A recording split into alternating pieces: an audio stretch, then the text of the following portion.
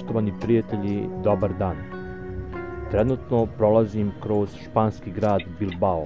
Natovario sam robu u Irunu i krećem se prema francuskoj granici.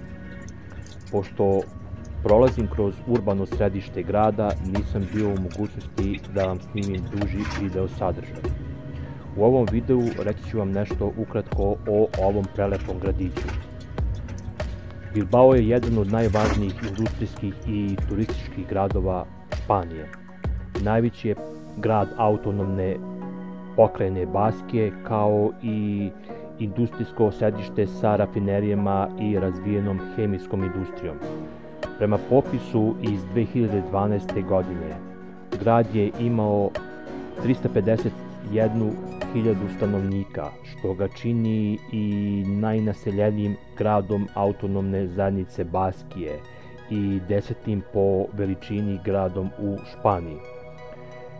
Ne samo da je jedna od najvažnijih španskih luka, nego je jedno od najznačajnijih kulturnih središta na Pirinejskom poluostrvu. Zahvaljujući svojoj savremenoj arhitekturi, grad se nalazi na području bogatim gvozdenim rudama.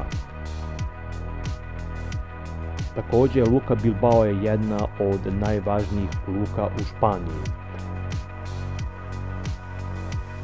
Metropolsko područje Bilbao uključuje i Veliki Bilbao, čineći ga 5.